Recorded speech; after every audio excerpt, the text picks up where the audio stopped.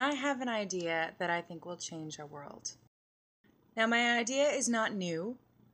It's actually as old as mankind itself. But it's something that we kind of forgot how to do. And I want to help us remember. To change the world, we need to go to the very beginning. Children are inquisitive. Children are uninhibited. Children are creative, and they are musical. Children are the ones who have the power to change our world. Grown-ups have the power to change their minds, and I'm hoping this little video might just do that.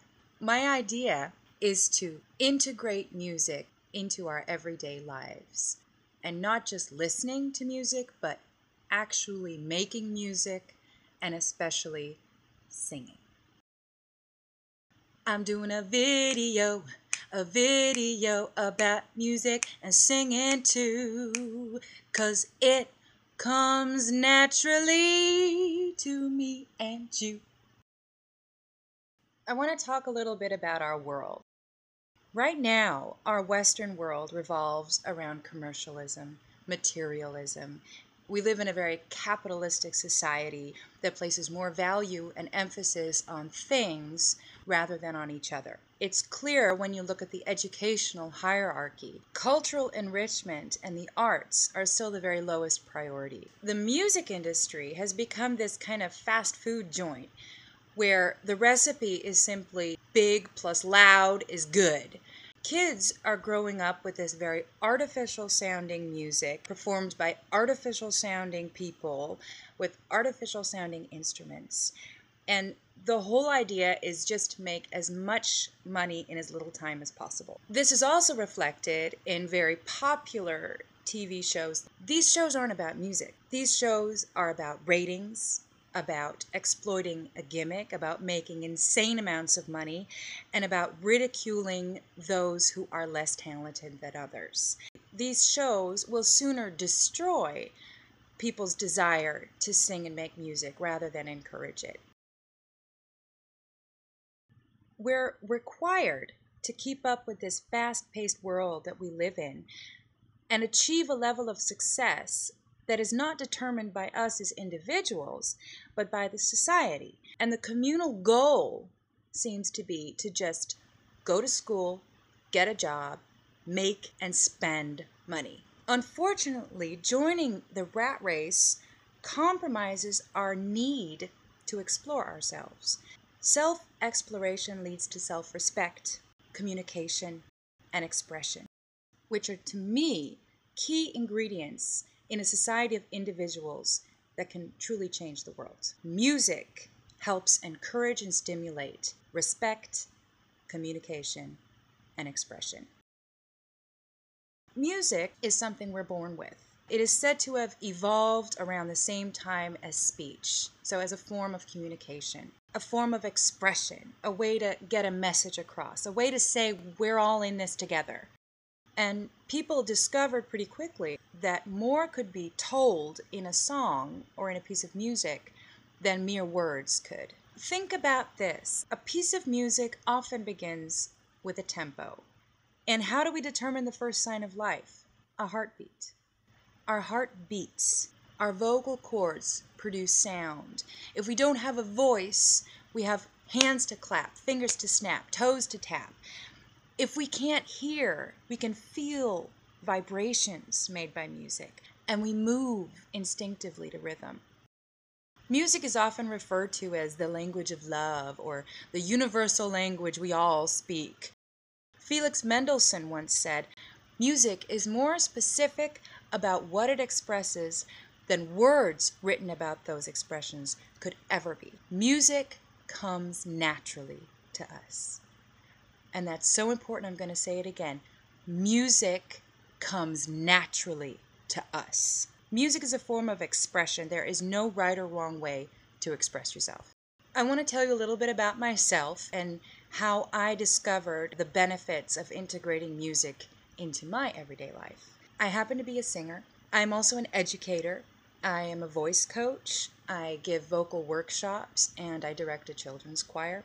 I have a lot of experience with music and children. I've been singing professionally now for about 20 years. Although I earn a living with my voice, I am self-taught. I've developed a vocal technique that suits me. I know my body, and I know that I was genetically designed to sing and make music. I'm also a mom. And like any other parent, I make it my daily priority to raise my kids to the very best of my ability, despite the ups and downs, that come with the territory. And what I know is that the stages of development my children go through aren't easy or fun, not always, and that it's tough to be a parent, but it might even be tougher to be a kid. So I taught myself how to cope with and celebrate these different stages of development my children were going through by singing about them. It started with my daughter's very first diaper change.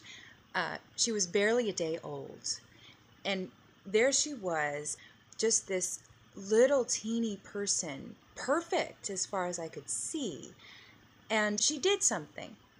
She farted, and I did the only thing that came naturally to me.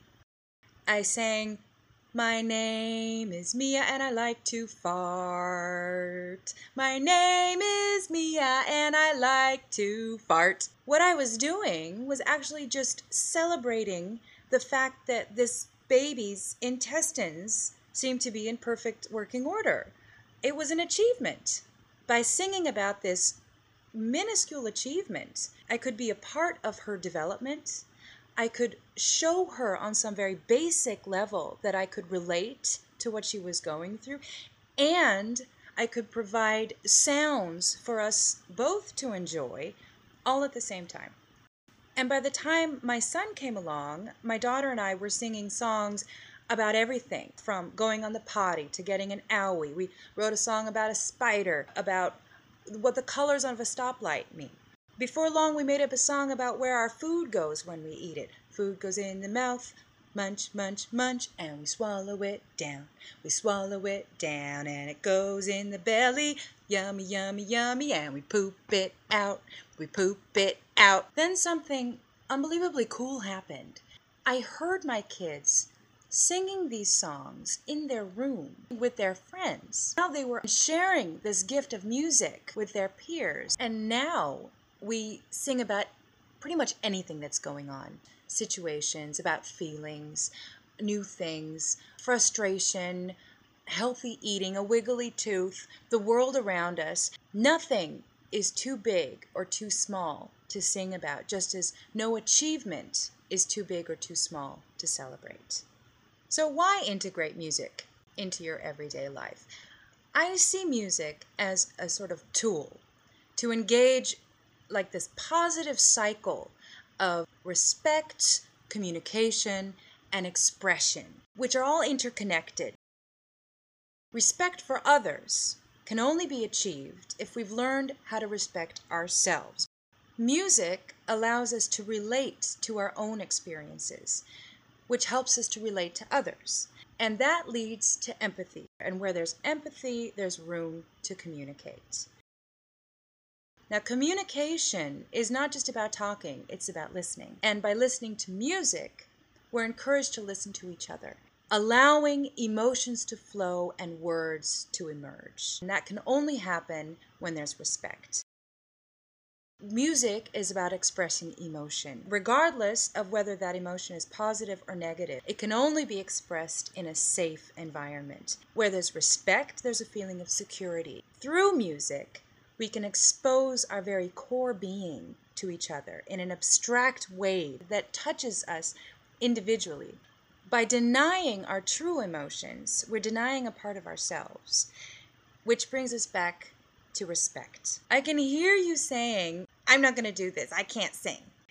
Let me be clear, this idea is not about turning everybody into professional musicians. You need not be talented or even musically inclined to reap the benefits of integrating music into your everyday life. I can also hear you saying, "I'm not going out and buying expensive instruments, taking lessons." You don't have to buy expensive instruments. You don't have to take lessons. You don't even have to learn any songs or have any technical musical know-how. You don't have to be a lyricist or a songwriter to just make up a song about what's happening to you. We're often embarrassed about singing out loud in front of people. Singing is the most personal form of musical expression there is. There's nothing between you and an audience. We're also intimidated, I think, by what we hear on the radio, on TV. These are sounds that no human being could ever reproduce without recording studio technology. But we seem to be more concerned with this perfect execution of a song rather than the creative learning process of making music and singing, which is where the benefit truly lies. All you need to do is remember the cycle: respect, communication, expression. It's just a question of getting in touch with your own personal level of creativity, opening up that mind, and just letting the music flow. So how can we integrate music into our everyday lives?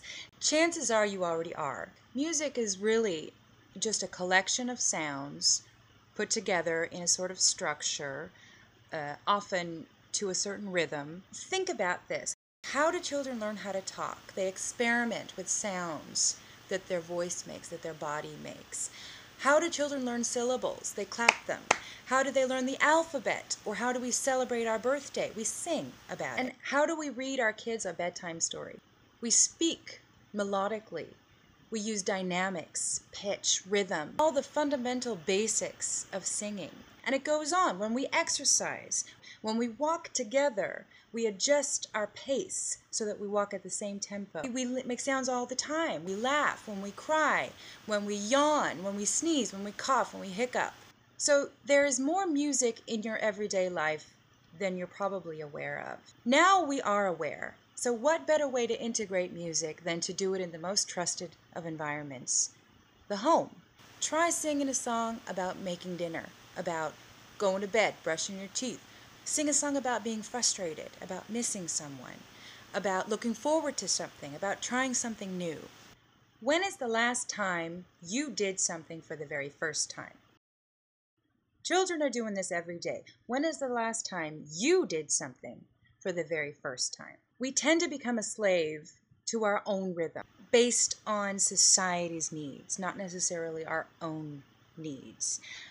And what we're doing is denying ourselves the joy of celebrating our own achievements, regardless of size and regardless of when they happen. And what I know is, not because I have kids, but because I am somebody's kid, is that no parent ever said, okay, my kid has had all its milestones, I'm done. Just as no grown-up has ever said, okay, I've learned everything there is to learn, I'm done. Why stop celebrating achievements when we get older? Try singing a song about nailing that job interview. I got that job, they're gonna be so glad they hired me. I got that job, the last place they're stupid 'cause they fired me. The next time your kid starts banging on the table with its silverware, join in. Grab your silverware and beat a rhythm and have the whole family join in. Make music together. Respect, communicate, express. I want you now to imagine a society that has embraced music. The benefits would be overwhelming. But don't take my word for it, because there are a ton of studies that show how and why music and singing is good for you. Music aids children in the development of language skills and motor skills. It teaches them memory and discipline. It helps them learn how to work together, how to listen to each other. It might motivate them simply just to get up and dance. But to me, the very best reason is simply because we enjoy it and because it comes naturally to us. We're told to eat our vegetables and drink lots of water and exercise. I would love to live in a world where making music and singing were included on that list of things to make us healthier. It comes down to this. We're born, we grow old, we die. What can we always do from our youth up until our old age? When our bodies get tired, when our minds start to forget, there will always be music. Music and all its benefits is a tool. It's a genetic gift. It comes naturally to us. I say, instead of growing out of music, we grow back into it.